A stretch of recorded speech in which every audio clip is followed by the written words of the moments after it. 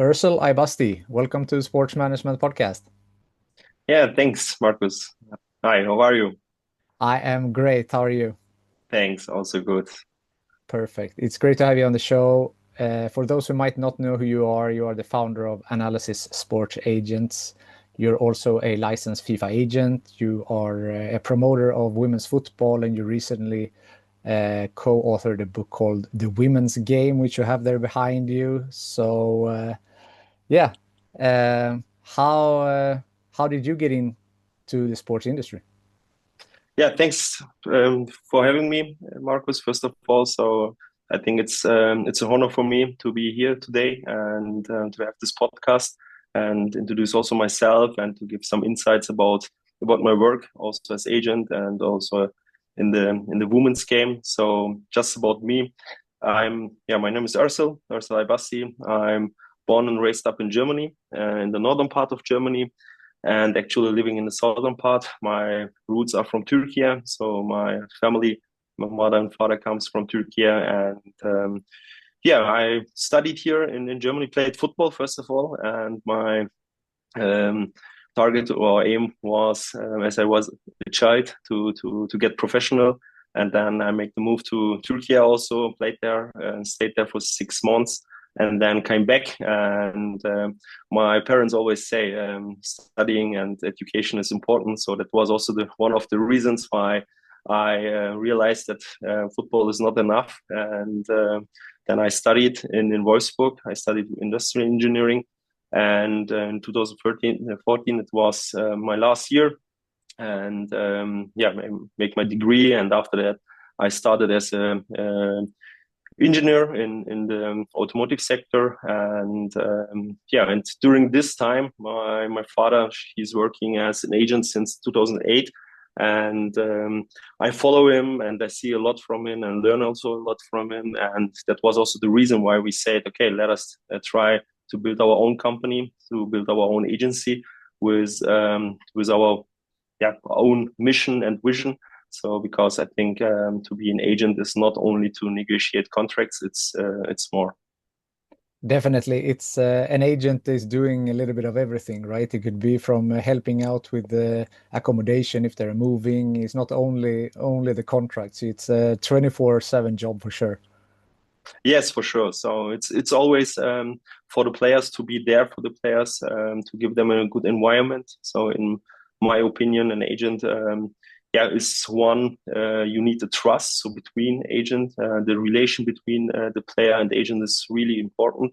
So the trust is really important, and that's also one thing I would say it's really important to, before you start to working with the player, that you get this feeling, so that also the player get this feeling and also the parents get this feeling when we speak about minor players.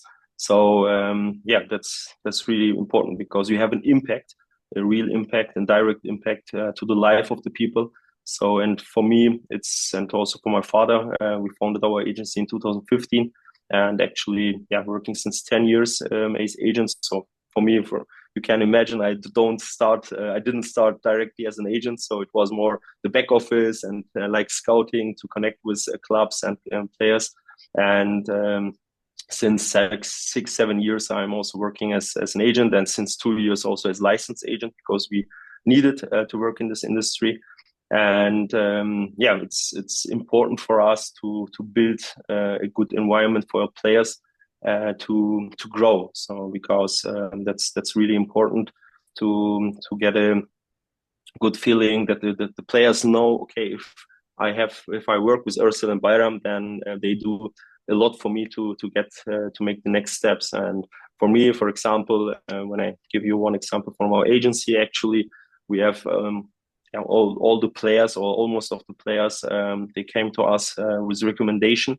So we have one player, Marcel Bear, he's working with us since 10 years. And then we have a goalkeeping coach. He's Marco Fritschka. He's actually at the RB Leipzig in the youth academy. He's also working with us since 10 years.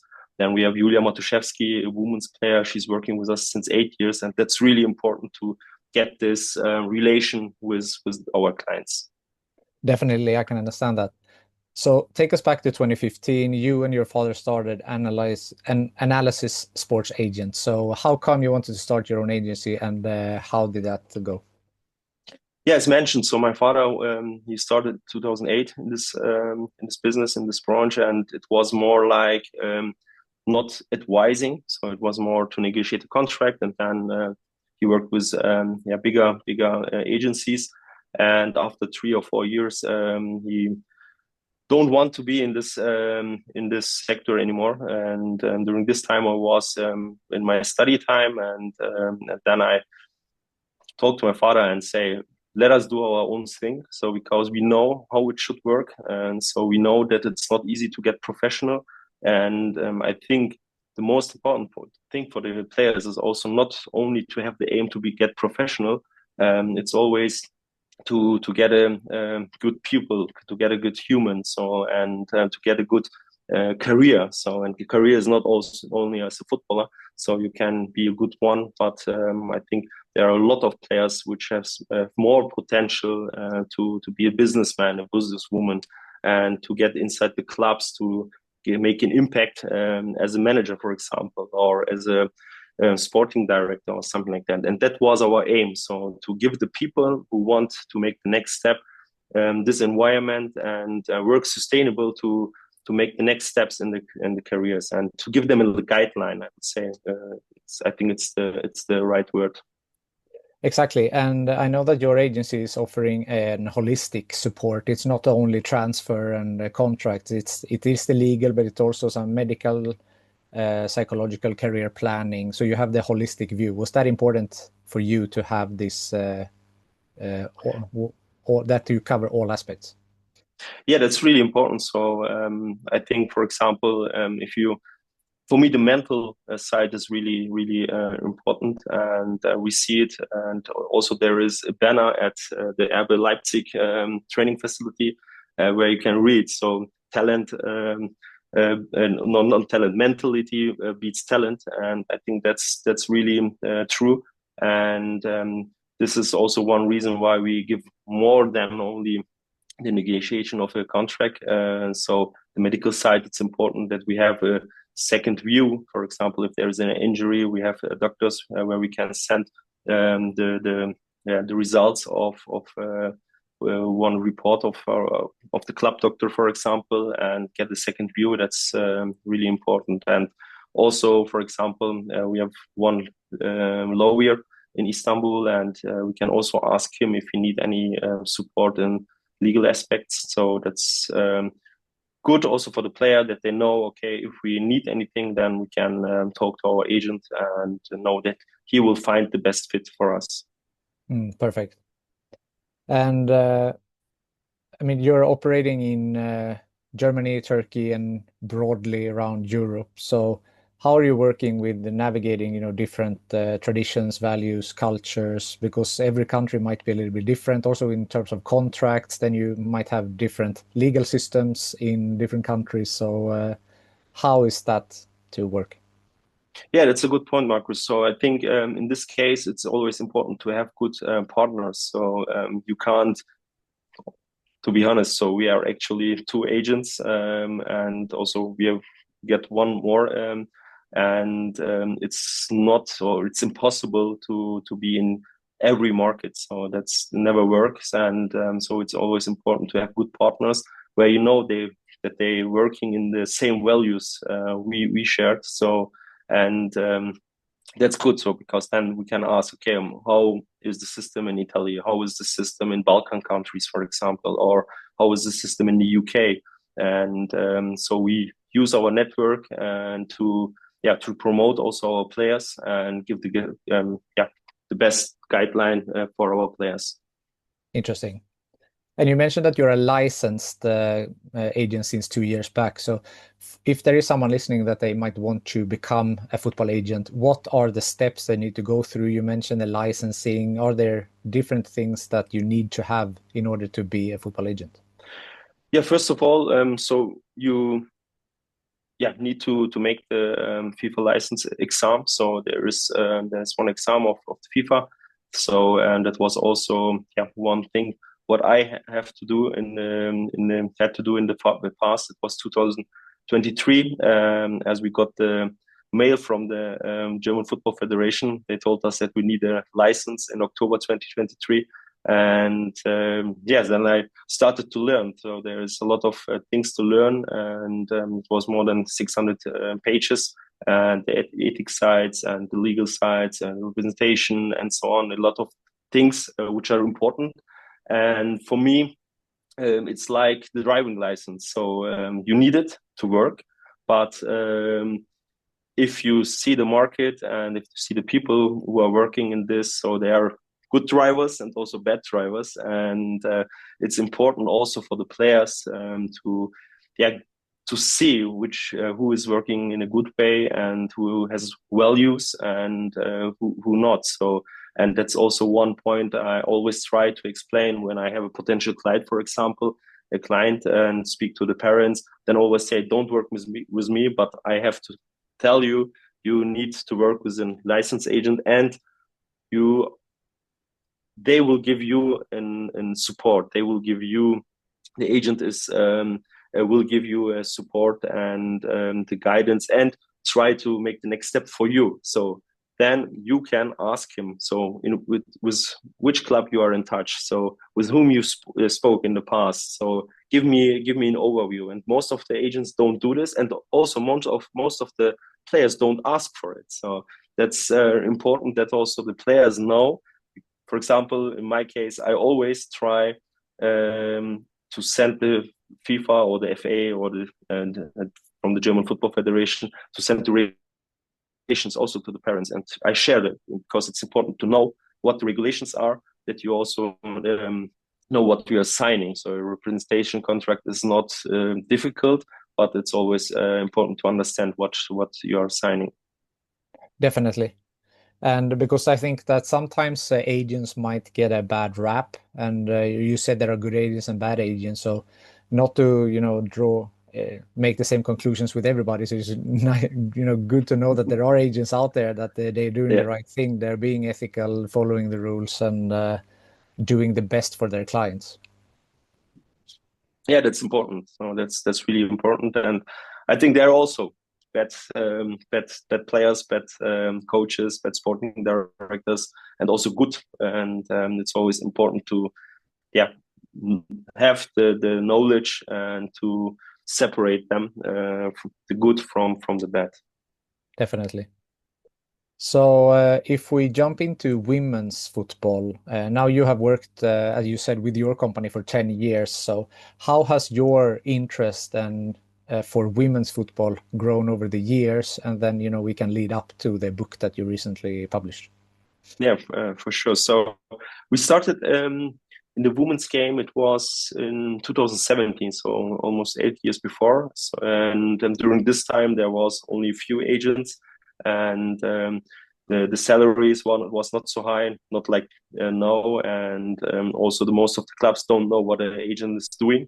And our way started with Patricia Kladokova, or when I go back, it was we worked with František Straka. He's the former player and also coach in the Czech Republic, and he asked us if we have also contacts in the women's game, and that he know Patricia Kladokova, and he was the reason why we get in touch with her. And after this, we say, okay, we don't know, and we don't have contacts in the women's game, but we can try to get in touch with clubs. And so we started, and then I text a lot of clubs and asked them if they need a goalkeeper, and we offered the profile of Patricia.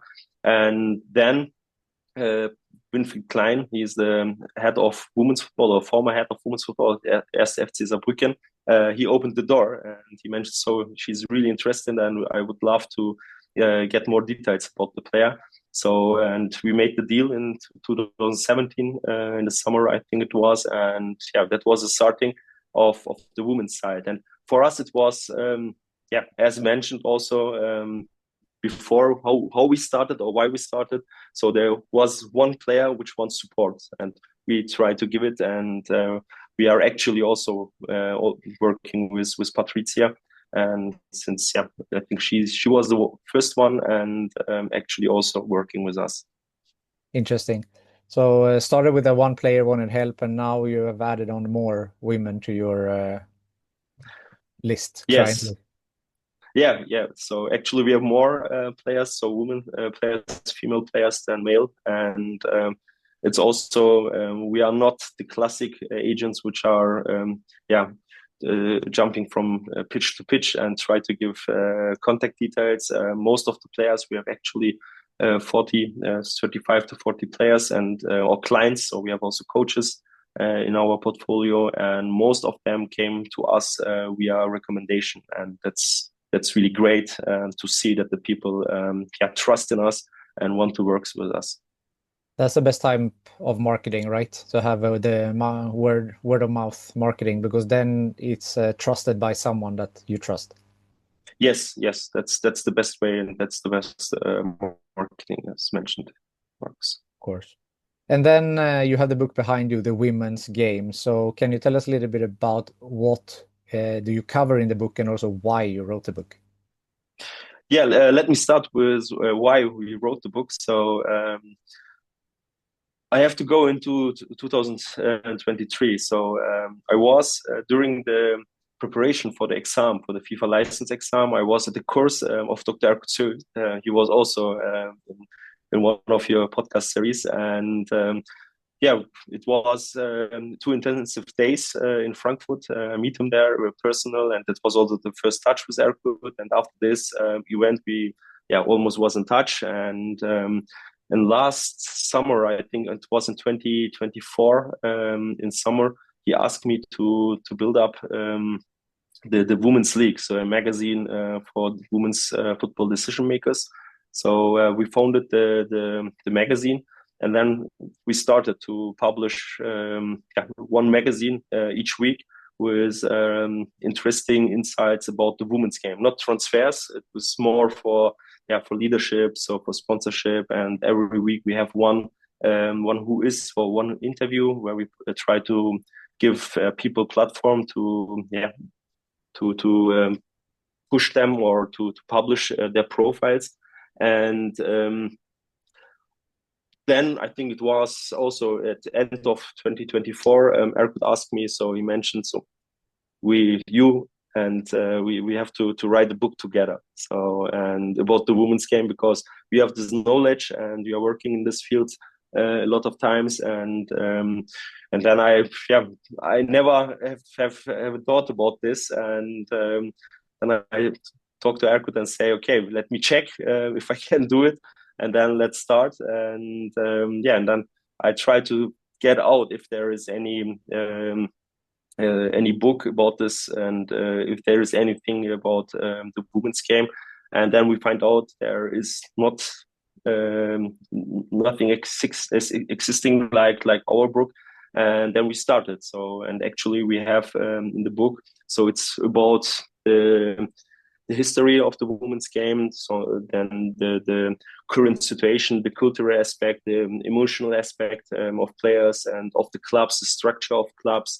And we have 28 voices within the book. So you can imagine we have 12 chapters. So and behind chapter 1 and up to 11, we have one voice from a professional of this game. So it's really international. So, for example, we have Laura Montgomery from Glasgow City, the CEO. She gave us an insight. Then we have Solina Zobi. She's the technical director of the Malaysian Football Federation. And we have Theo Carapetsas, the CEO of sports of Grasshopper Zurich.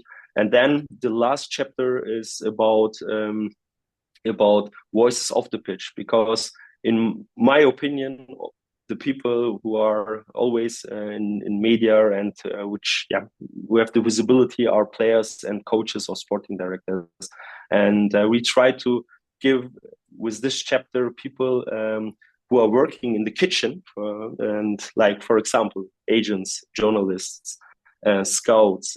We have a player care manager, then different profiles, so a goalkeeping coach, and really different profiles which gave us their voice. And yeah, that's, I think, makes this book something special. And also for me, because it is my first book. And yeah, let's see what will happen in the next years. Interesting. And yeah, I know that Urkut has written quite a few books, both fiction and non-fiction books. So, Yes, but this was your first one. So, wishing you all the best, obviously, with this one. But being through your first book, what were some learnings that you took during this process? during this process. So I think, yeah, one positive learning is it's always important to be to have a good network in this business, and then you will yeah you will improve also yourself, and it will make a lot of things easier to work in this business. And that's yeah, for me really important. And also to see the impact. So because as we started, I was not sure if I have all the informations and if I can get it and know. And then we started, and then I saw, okay, so I have a lot of knowledge or have collected a lot of knowledge in the last past years. And also one thing is, so because during this time as we wrote it, it was not easy. So I have also some times where I say, okay, no, today I don't want to write anymore. So and that's really important to stay in loop, and don't give up, and make it happen. And it's when I look in my career, I always try to fight hard, and do the next step for my dreams, and also for my job and clients.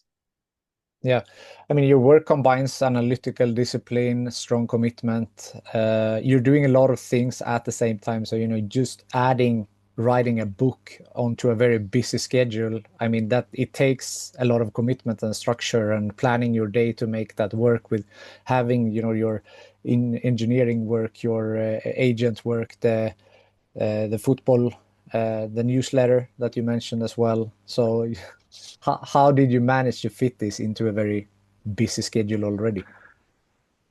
So to be honest, it's not easy, and you need a good environment and good people around you. So my wife at the first stage, and also people which it's important to surround you with people um, who give you a good energy to make something happen. I think that's really really important. And also to choose the people who support you on your development. And so, for example, like Erkut, and he's an amazing mentor also for me, and an amazing guy, and an amazing pupil. And you need people like him, and to make the next step, to develop, and not people who push your ego. And it's always about to get also negative feedback to improve yourself, and to also to reflect and see, okay, today it was a bad day, but why? And to ask also the why, and what you can make better in the future, to don't get in the same situation. And that's really important. And also to be transparent, because if you, for example, to manage all things in the same time, it's also important that the people you are working with know what you are have actually, what your challenges are. And if you don't have the time to support today or have a meeting, then you have to be transparent and say, okay, let us please meet next week. And I think that's important. So, and if you do this, you will be also successful, and don't lost your face to your clients, to your customers, to your clubs. And then you will be the one where the people say, okay, he has values, and you can work with them, and you can trust them. Definitely. And I mean, the book now is in English and in German, and you're working on Spanish, Portuguese, and Italian as well. So, I mean, both you and Erkut has Turkish heritage. Any plans of Yes. doing a Turkish version? If you want a Swedish version, I'm happy to help out here, going global with this book. Yeah, why not? So the first idea was so to do write it in, or to publish it in German. So because we raised up here in Germany, And in summer summer 2025, before the Euros in Switzerland, we published the book, and 1 month later we published the English version, and then our thoughts was to have it in Spanish, and because there are a lot of countries which speaking Spanish, and it would be a good value also. And then we get in touch with some people, and also with Katarina Martins, for example, and she mentioned, okay, I would like to translate it in Portuguese, and then we started, and in December we will launch it, and hopefully also in the starting of 2026 we will have it in Spanish. One colleague is also actually working on it, and also still in Italian. That was also a really great connection. It's also networking. So she asked us if we thought about the Italian version, and then we say, okay, why not? If you are there and if you want to do it, then let's talk about this. And no, we will have also the Italian version, and that's great that the people also trust us and say, okay, you have a good book, and we would like to have it in more language to give more insights to people which are maybe not speaking the language we have published until now.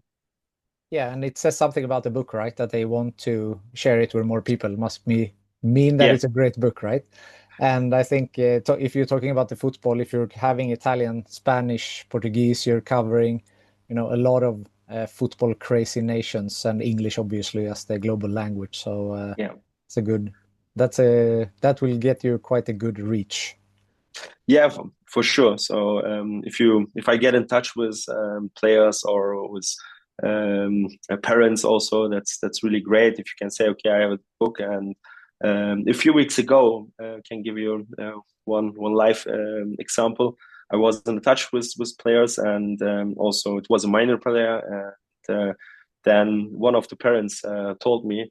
We ordered your book, today it will deliver, and I say okay. So where did you know that I wrote the book? So, and they checked in LinkedIn and also in the socials, and saw that I wrote a book, and that was fantastic, because it shows that we have the knowledge, and are working not only for the money, and or working for the values, and to promote this game, because the women's game, in my opinion, has really really great potential, and you see it also with the latest updates in this game. So with the German league, for example, and also the transfers, and also the visibility of the players with big brands, and which wants to work with the players, female players, then with the Euros, and also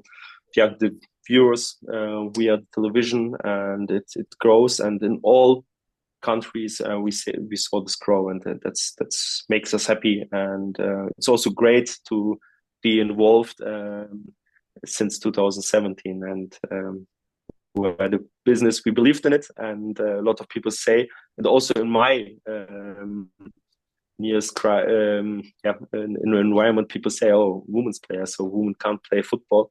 And no, they are asking and how it's running, and we saw in the TV, and is it possible to get a ticket for the stadium, or is it possible to get a jersey? And that's makes me happy, and I'm sure it will grow in the next 2, 3, 5 years. We will talk about different things. 100%, and it's so much proof. There are, I mean, teams that have their evaluation have like 100x in the last couple of years, and as you Yeah. said, like now the stadium are filling up, the quality of the game is getting better. Like this, everything is talking towards that. But you have argued that women's football needs more systematic investment and not just passion. So, can you talk a little bit about that? Like, what type of structural changes do you see as necessary for the women's game to grow even more? So first of all, the structure of the FIFA, the UEFA, and then the federations, and also within the clubs. So, for example, there are a lot of clubs also here in Germany. or there was a lot of clubs which only has a women team. And actually, in the Bundesliga, in the German Bundesliga, we have one team left. So in the second Bundesliga, we have only one team left. And I think this clubs was or were the clubs which make it happen that we today speak about the women's game, because they invest a lot, and they will invest a lot of money, they will invest a lot of time to make it happen, that the player have a good environment, and that they can play this game. And now it's important to, for example, the transfer fees, or if you build up a player, or you support the player, youth player, and then in most of the leagues the player can move for free. And that is one point, in my opinion, where we need more regulations, and that the player which is investing in the player get also that we have a training compensation for the clubs. If a club invest in a youth player, and then the player make the move, then the club should pay for it, because it's important to invest this also in other players. And actually, I see it that it's not working, and a lot of smaller clubs can't live anymore, and yeah, they have to get smaller, because they don't have the money to live. Because also we have a lot of bigger clubs in this game. So, and in my opinion, to make a sustainable work, and also to be in long term in this business, it's always important that the players don't, or that the clubs don't think in short term to get the best player. I think they have to invest more in the structure of a club, that you have a media team, that you have a scouting team, then that you have in general structures within the club to get in the next step. And because I also, when I offer a player, I always look if what kind of possibilities the club has, on what is the midterm or long term target of the club. And if the players goes there, for example, there are a lot of clubs which pay good money, but they don't have a vision. So where you will be in the next 2, 3, 4 years. And in my case, I don't look, in my opinion, I don't only look at the moment. So for me, it's always important to see the future, and that's the best environment I can give to my players. Yeah. So you think that there is something that agents can help here to contribute to a positive change and close the gender gap? Yeah, for sure. So we are only also part of this business, and we have to work together, and that's really important. And that the clubs, agents, parents, and also the players work together. To, if I have a player at one club, then I want to get better and develop the player together with the club. And if there is a possibility to to make a deal, to make a better deal, to make a transfer, the better transfer for the player, then we should do it together with the club. So because it's also, if you, for example, are not the biggest club, and you develop a player, then you can use it as marketing. You can say, okay, for example, I have this player, this player, this player came here, and use it to become a better player, or to become to make the next step in the career. So, and that's so in my opinion, it's really important that we all work together. That's great.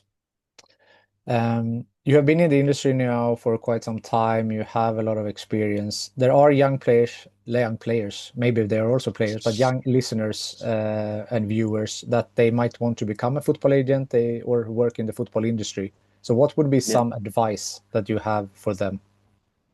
Yeah, so the first advice, as mentioned also before, is try to build up a good network, and with good people which want to help you, which support you to develop, and which don't only push your ego. That's really important. And also, yeah, try to have values. That's really important because you can make money for sure. So also as an agent, but I think it's more interesting if you stay for long term in this business and not only for 2 or 3 years.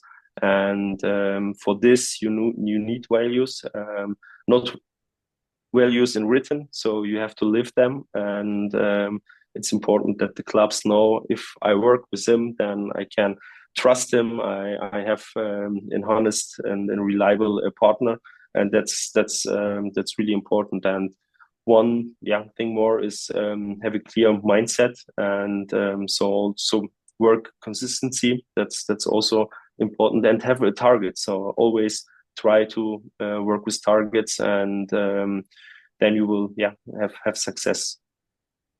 That's great. And it seems like you have this analytical mind from being an engineer together with the football knowledge that combines pretty well, right? Yes, I try to use it. I try to use it, and I love balls, and it's football is my passion. And when I look back in the 10 years, then I can say, okay, I have the, as you mentioned, so the industrial side, not the football industry, a different side. And then when I'm on the pitch on the weekend, I have a clear mind and focus on football. And on Monday, I switch the cap and focus on the industrial side. And that's really great. And it makes me also in my decisions. I'm free when I make a decision for my player, and I can always think about the best fit for my player, not only on the money. And I think that's one of the most important things also in my work. For sure. So you mentioned 10 years in the future looking back, but where do you see yourself in 10 years? What are your goals now looking forward? To be honest, I never think about or not make a clear guidance. So for me, it's important to enjoy the current moment. And for me, for example, a few weeks ago, I got a jersey for my player, and that makes me happy, and I love it to sign a contract, to be with the players and also with the clients, and to see the success. And for sure, my target is to get yeah to collect more successes, and to give an impact to the people. And to write a book, maybe. Erko told me you have to write 20 books until the end of your career. So I have to a lot. So let us see what the time will bring. But for me, it's always important to um, have the values. And I will work in 10 years and 20 years and 30 years. I want to be in this business with the same values. And I hope that we can make a adding value in this business. I'm sure you will. And 20 books, that's a Thank lot. you. So then That's a lot, yeah. you need to get going with your second one right away. Yes, yes. Maybe we can write together, Marcus. So why not? For sure, I'd be happy to. That's also on my bucket list, to be fair, to write a Yeah, book at some point. So I'd be happy to do that. I like to end on a networking question. So yeah. who from your network do you think would be a good guest on this show? I would say if you go on the club side, then Osman Chankaya. He is the head of women's football of 1. FC Nürnberg in Germany. They are playing in the first division, and he is doing a great job. And then you can ask him about the structures, which are important in this game, because he do it on a really high level. And I think he will be a good guest.